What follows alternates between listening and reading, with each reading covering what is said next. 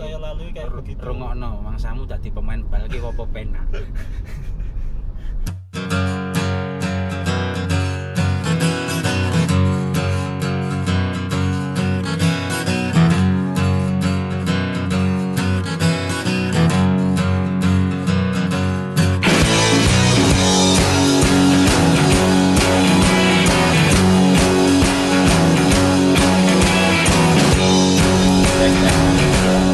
Lagi sama Diego Banowo sama nyonyanya belakang ada Joni Arif sama Ucul juga di belakang. Ini ngobrol-ngobrol aja.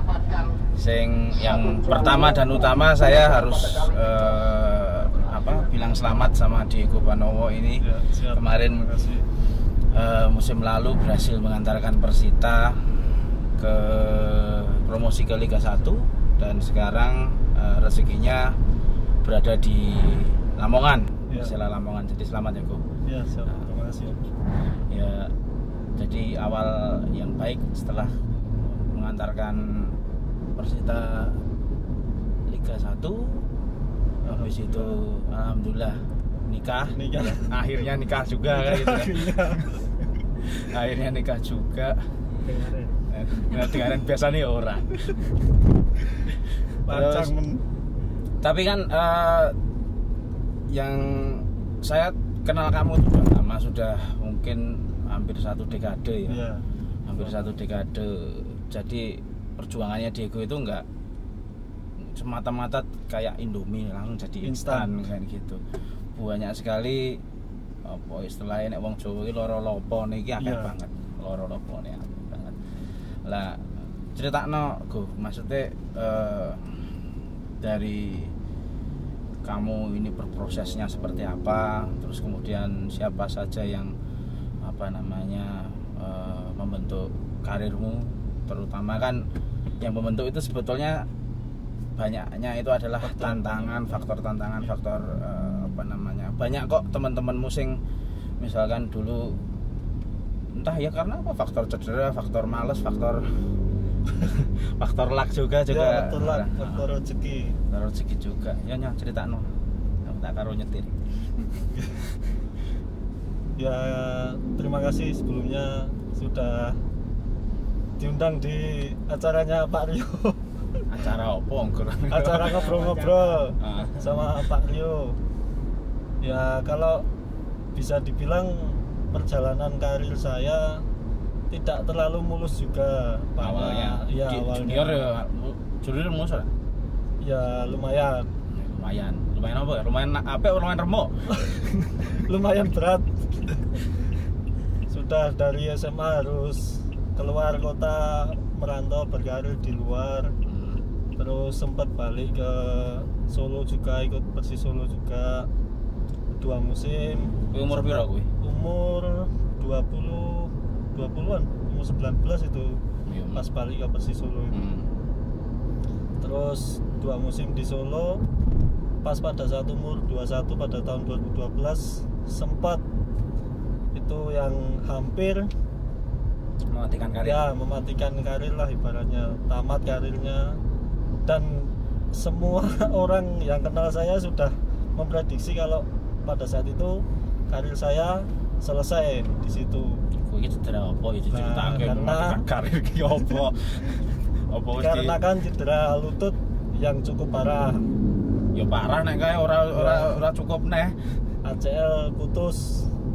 Ya, jadi tendonnya yang putus ya, gitu. Dan sempat operasi di Solo di Dr. Un. Terus melalui pemulihan selama hampir 9 bulan lah. Yang berat itu kan bukan di operasinya sih ya. Kalau saya bilang pemulihan terutama kan trauma sama cedera itu kan. Terus perjuangan untuk mengembalikan mental dan kondisi fisik juga itu yang sulit. Ya alhamdulillah berkat dukungan orang tua, keluarga dan Pak Rio dan teman-teman terdekat saya yang selalu mensupport, mendoakan yang terbaik buat saya. Ya alhamdulillah bisa bangkit dan kembali berkarir sampai sekarang. Ya alhamdulillah ya. Ya alhamdulillah. dan menjawab prediksi bahwa karir saya pada saat itu selesai. Salah ternyata. Malah yang jangan-jangan yang memprediksi malah sudah selesai karirnya. Ya. Ya itu tidak tahu, mungkin rezekinya sendiri-sendiri. Mungkin alhamdulillah rezeki saya masih di sepak bola hingga sekarang di Persela Lamongan tahun 2020 ini. Ya itu juga setelah 2012 kan juga istilahnya ya tidak saat ya tidak langsung moncer lagi, tidak, masih berproses, masih berjuang menemukan kembali performa terbaik saya. Ya seperti itulah perjalanannya. Ya, karena saya sudah kenal kamu sudah ya, lama ya, jadi tantanganmu itu banyak banget dan apa istilahnya berat, lumayan berat. Ya berat ya, kalau berat.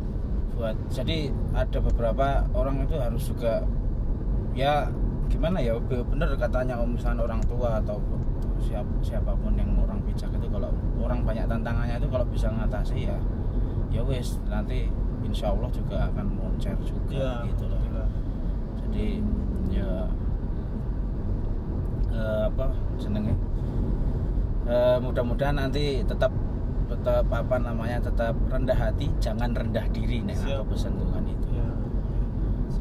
Karena semuanya itu bisa dilalui lah. Buktinya dulu aja di Diego aja mungkin ya di Solo aja mungkin hanya kepakai berapa tahun ya kamu? Cuma 2 tahun.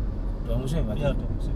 Cuma kepakai 2 musim tapi akhirnya sekarang ya alhamdulillah berkarir di luar, alhamdulillah malah ya rezekinya wong dhewe kadang-kadang ada yang di kotanya sendiri bagus, ada yang harus keluar kan gitu. Terus mungkin bisa cerita hal-hal yang apa ya sing perlu kamu omongkan tentang waktu waktu masa rehab setelah cedera itu loh. Itu beratnya seperti apa kan, biar sing apa jenenge lecet sikile wae menyerah itu biar agak gitu. Biar agak termotivasi juga. Gitu loh. Ya kalau bisa diceritakan secara detailnya, kronologi pemulihannya itu memang kronologi cederanya sih toh. Kronologi cederanya itu sebenarnya ya cuma sepele sebenarnya. Iya. Cuma benturan, jadi pas mau nendang passing. Benturan sama siapa yang jelas ini? Sama bek lawan yang jelas. Tak kira sama pacarmu dulu apa gimana kan gitu. Gimana? Ya itu benturan, jadi pas saya mau syuting nendang terus sama-sama bola tanggung, akhirnya kaki saya yang kena. Terus setelah kena itu sempat beberapa bulan masih bisa main bola, cuma sudah tidak kayak dulu lagi ibaratnya. Tidak se-powerful dulu ya, atau terus tidak senyaman dulu. Ya, masih ada rasa begitulah, rasa sakit. Terus setelah di ronsen di dokter, di ronsen MRI ternyata terlihat bahwa otot ACL saya di lutut putus. Yang ACL yang tengah itu ya berarti ya? Iya. Dan perlu tindakan operasi. Dan pada saat mendengar dokter harus menyatakan saya harus operasi itu, saya juga berpikiran pada saat itu mungkin karir saya tamat sampai di sini juga. Mungkin rezeki saya di sepak bola sudah selesai. Pada saat itu saya berpikiran seperti itu juga. Cuma apa ya, kayak saya flashback masa kecil saya dulu. Impian saya itu menjadi pesepak bola profesional dan ingin membanggakan keluarga dan orang tua. Itu mungkin kekuatan yang dalam hati dan pikiran saya yang paling mempengaruhi. Jadi saya pikir kalau sampai di sini saja saya berhenti, berarti saya gagal mewujudkan mimpi saya itu tadi. Lewat sepak bola ya? Ya, lewat sepak bola. Karena dari kecil memang kedua orang tua sudah menginginkan saya untuk menjadi pesepak bola yang ibaratnya membanggakan kedua orang tua dan keluarga. Iya. Terus kayak tantangan saat masa rehabilitasi itu apa sih yang paling berat ya, itu? Sebenarnya tantangan pada saat masa operasi kan paling 2 jam 3 jaman selesai kan? ya. 4 jam Pak itu 4 jam ya. Jam 6 maghrib sampai jam 10 malam itu. Nah, aku masih inget sama kamu cerita kayak kamu di bengkel las itu. Iya. dak tok ngono kejare. Itu lutut mungkin kalau di bengkel ya seperti di bengkel las itu mungkin. Jadi peralatannya ya begitulah dulu. Masih belum modern. Ya sudah lah tahun 2012. Tapi kan saya proses operasinya yang pakai yang cara lama, bukan yang yang laser yang kayak sekarang. Iya, bukan yang minim apa jenenge. Minim sayatan itu ya. Yang paling berat apa ini? Pas masa kakean renangi apa? Masa pemulihan itu sebenarnya yang paling berat. Sebenarnya tidak ada yang berat itu melawan diri sendiri sebenarnya. Oh iya. Maksudnya yang saya maksud melawan diri saya sendiri itu melawan rasa takut dalam diri sendiri, melawan rasa malas, melawan rasa jenuh pada saat pemulihan, karena hampir setiap hari saya harus bangun fisioterapi terus ya. Subuh itu sudah bangun. Habis sholat subuh saya belajar jalan, awalnya belajar jalan sampai bisa berjalan, habis itu lari kecil-kecil sedikit demi sedikit, habis itu ya, tiap pagi naik sepeda. Masih ingat itu kamu latihan pas kampus latihan kamu sempat jogging ya, habis itu terus sempat fase berikutnya kamu pakai sepak bola pakai sepatu sepak bola. Nah itu kan agak sakit katanya itu. Ya, masih trauma itu, dan itu terus setelah itu selesai pagi habis subuh itu saya latihan sendiri di rumah itu, habis itu paginya jam 7 jam 8 saya harus ke rumah sakit, harus fisioterapi, harus perawatan kembali di rumah sakit. Ini rangkaian rehabilitasi ya. Terus seminggu 3 kali fitness nge-gym, seminggu 3 kali juga berenang. Hampir tiap hari saya lalui kayak begitu. Rungokno mangsamu dadi pemain bal iki apa penak. Rutinitas seperti itu hampir saya lalui selama 9 bulan. 10 hari. Ya. 9 bulan 10 hari, 10 jam 5 menit. Saya lalui seperti itu dan setiap hari begitu. Itu mungkin kalau diceritakan ya kalau tekan subuh ya. Kalau musuh terberat ya itu melawan diri sendiri itu tadi yang saya bilang di awal tadi. Ya alhamdulillah mungkin banyak orang-orang yang suportif ke kamu ya, maksudnya mensupport baik itu ya apapun bentuknya gitu loh gitu. Ya itu ya termasuk kamu harus istilahnya alhamdulillah sekarang bisa sampai sekarang. Terus setelah itu moncar ke Bengkulu, sempat Bengkulu ya? Ya sempat ke Bengkulu juga, sempat ke Jepara. Oh ya Jepara. Liga setelah 1 juga ya? Iya itu ISL, masih Indonesia Super League tapi yang paling akhir 2014. Oh setelah mau ganti format jadi Liga 1. Terus 2015 ke PSS Sleman, yang liganya beku nggak jadi itu. Pernah di Sleman juga. Nah sekarang usulnya frozen food. Iya. Terus sempat 2016 vakum juga 1 musim karena menyelesaikan studi di ASMI yang D3 itu kan itu harus magang di kantor PDAM selama 1 bulan lebih lah. Wah, kocok makan sama Doni. Sama Doni ya, karena bodoh. Harus vakum 1 musim menyelesaikan itu. 2017-nya di PS Bengkulu Liga 2. Ini salah satu contoh yang nggak alasan masih bisa karir tapi kuliah jalan selesai. Ini mau nanti insya Allah nanti kan 2021 selesai satunya lah. Amin. Amin. Gitu lah. Insya Allah. Raketang suwe banget ya berarti ya. Kuliahnya sempat tertunda hampir beberapa tahun. Kayak judul albumnya Padi sesuatu yang tertunda. Gitu. Terus harapanmu di tahun 2020 itu apa? Kalau harapan di tahun 2020 secara karir mungkin ya mungkin ini kan awal mula saya lagi berkarir di Liga 1 di kasta sepak bola tertinggi kan. Setelah kemarin sempat membawa Persita ke Liga 1 promosi ya. Ya promosi, terus ini dapat kesempatan di Persela di Liga 1 juga. Ya semoga tahun ini bisa moncer lagi lah insya Allah di kasta tertinggi, terus membawa Persela lebih baik, mungkin ke papan atas, Kuliah cepat lulus lancar, terus rezeki, yang penting rezeki lancar.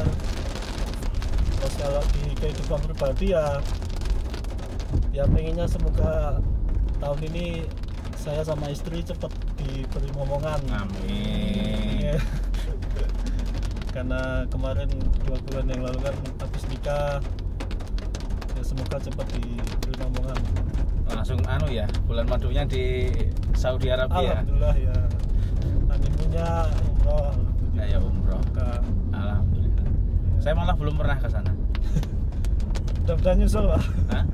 Iya. Kalau ke sana sekarang nggak bisa, Mas, ada corona. Iya, corona. Sayangnya saya punyanya Corolla tadi. Beda. Terus mungkin ya kalau besok semua sih, kalau apa namanya anak-anak sepak bola, terutama mungkin anak-anak bola Unsa Asmi itu kan mungkin ya udah puluhan ya. Ya. Jumlahnya itu ya sudah semuanya sudah tak anggap sebagai adik. Semuanya, walaupun ya kadang-kadang ada adik yang beler itu juga banyak kan gitu, ndablek yang belum, tapi lulus dia yang belakang sendiri itu lulus dengan susah payah apa gimana nih? lulus dengan trik kalau dia itu. Iya banyak triknya.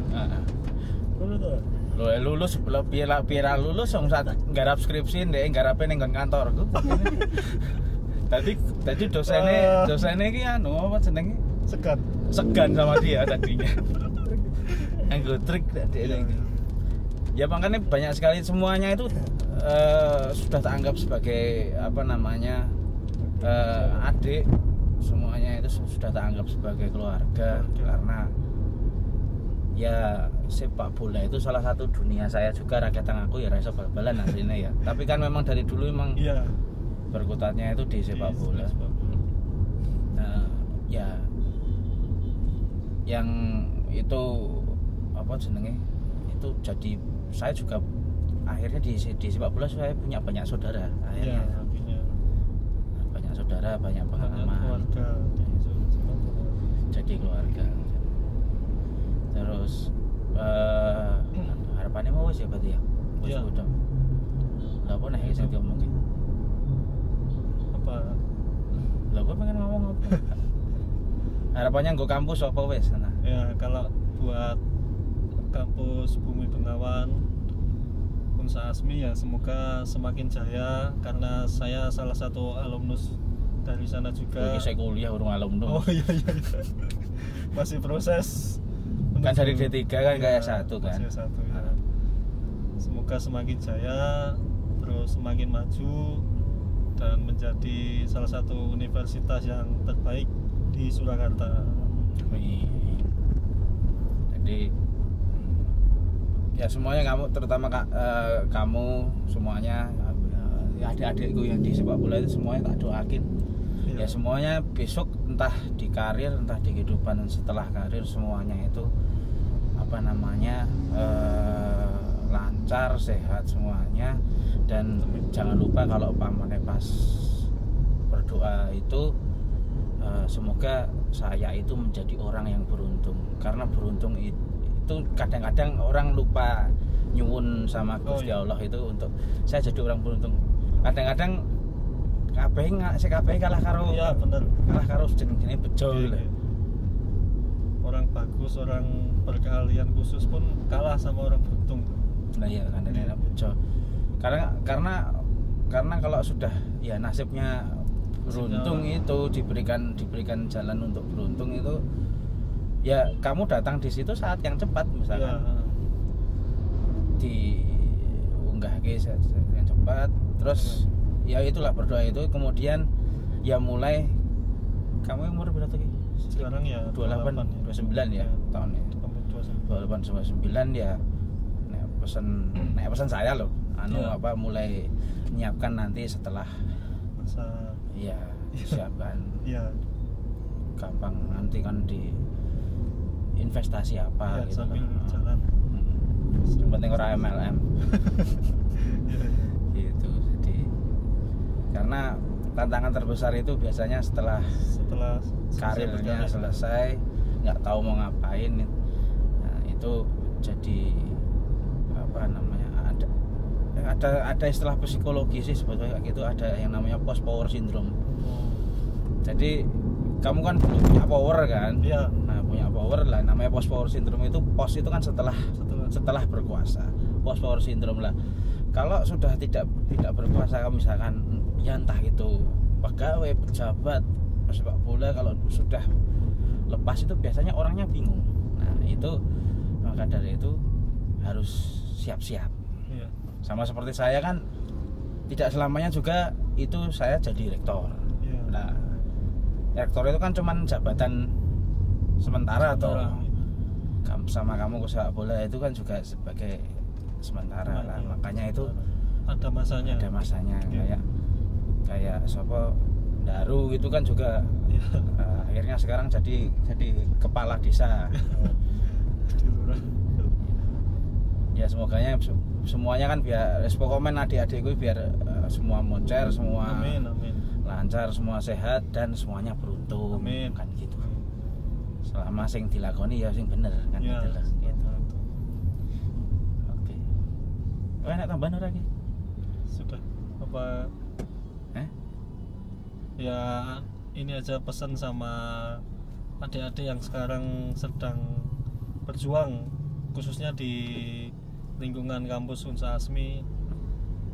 Kalau misalkan apa ya, memang penting di dalam berkarir sepak bola itu penting juga, tapi pendidikan kalau kalian di kampus itu juga lebih penting karena nggak ada yang tahu suatu saat setelah kalian selesai berkarir mungkin pendidikan itu yang kalian bawa, yang kalian bisa gunakan setelah selesai berkarir di sepak bola. Terus kalau untuk berkarir di sepak bola itu pesannya saya ya jadi pemain itu yang ulet, jangan mudah menyerah, jangan banyak mengeluh, karena dalam dunia sepak bola itu pasti banyak tantangan, banyak cobaan, banyak yang ingin menjatuhkan juga terus banyak yang iri, banyak yang ingin menjatuhkan, sama kayak kehidupan nyata sih ya.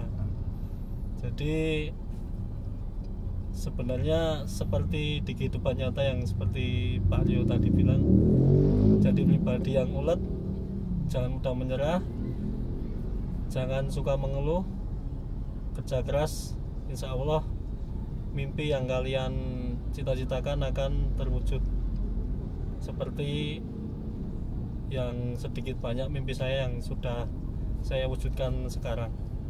Itu aja Pak, pesan buat adik-adik yang masih berjuang di Unsa Asmi yang sekarang.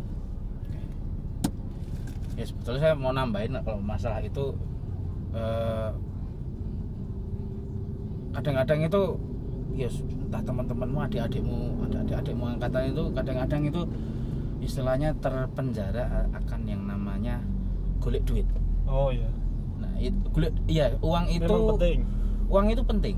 Uang itu penting, tapi uang itu sebagai bensin, memang bensin. Tapi kalau kita analogikan sebagai bensin nih ya, uang itu. Nah, sepak bola itu katakanlah mobil. Bener.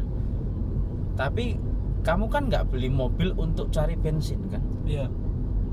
Kamu beli mobil itu kan untuk mengantarkan misalkan dari Semanggi ke Manahan atau dari Manahan ke Semanggi atau sebaliknya atau bagaimana. Itu kan tujuannya punya mobil, ya. Kamu punya skill di sepak bola, tujuannya bukan perkara semata-mata uang, Ya. bukan untuk cari uang, tapi cari tujuan apa? Ya ini sih iso tangguh urip nanti. Insya Allah itu uang itu malah justru datang sendiri. Kalau yang namanya nanti sedikit cari uang, ya bukannya itu jadi formulasinya akhirnya. Ya jangan malah saya tuh malah kadang-kadang melihatnya itu ada beberapa itu yang sidik-sidik tentang uang terus gitu loh. Akhirnya setelah nggak bisa di liga carinya juga tarkaman, ya bisanya kayak itu. Gitu aja terus gitu loh. Ya itu sih rodok sedih sih aku kan. Ya itu yang kadang mindset para adik-adik ini yang salah sebenarnya. Mungkin awal berkarir itu mikirnya sudah mikir orientasinya uang dulu, itu salah besar menurut saya. Sepak bola gajinya besar. Ya, gitu. Karena dari kecil mungkin cita-citanya main bola, dapat klub besar, kontrak besar, gaji besar, itu salah. Karena di sepak bola itu kamu tidak akan mendapat uang besar, kontrak besar sebelum kamu menunjukkan prestasi dulu. Prestasi yang besar juga. Ya. Atau performa yang besar. Performa yang ibaratnya moncer. Karena semua itu ada timbal balik. Kalau kamu bisa moncer atau berprestasi atau membawa klub kamu yang kamu bela ke puncak, apa ke prestasi yang tertinggi, mungkin dari situlah kamu akan mendapat uang dan kontrak dan rezeki yang besar itu tadi. Ya, iya sih. Tapi ya kadang-kadang itu juga itu faktor sekelilingnya sih.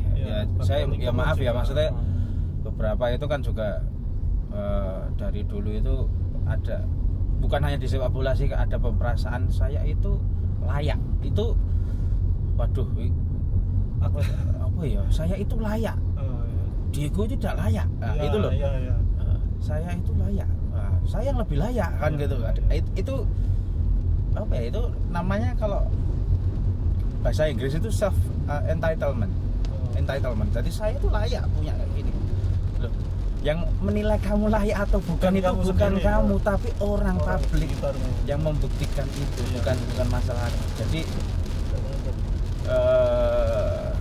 ya pokoknya tetap ya tadi pesannya Diego tadi, jadi sepak bola itu ya mikirnya hanya sepak bola aja dulu.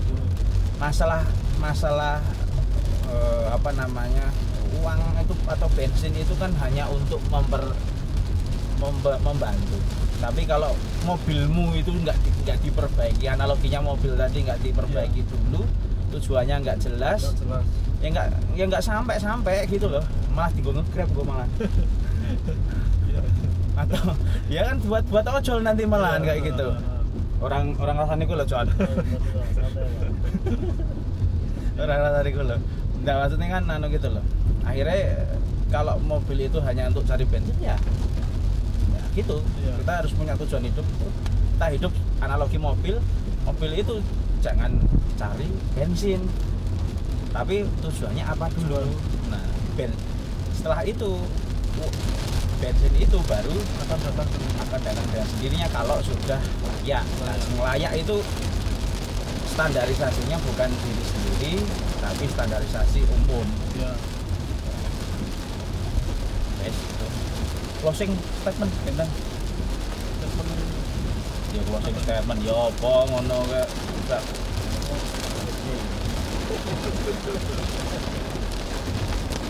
buat Jared Leto for Joker atau gimana? Ya intinya seperti itu tadi. Saya semoga saya dan teman-teman semua dan adik-adik semua selalu dalam lingkungannya, selalu diberi rezeki, selalu sehat, terus selalu diberi keberuntungan seperti yang Mario katakan tadi. Dan mungkin cukup sampai sini dulu bersama saya Diego Banowo yang sekarang sedang membela klub Persela di Liga 1 2020. Mudah-mudahan bisa berjumpa kembali di lain waktu. Insya Allah. Kalau ada waktu pulang lagi ke Solo, karena besok sudah kembali lagi ke Lamongan.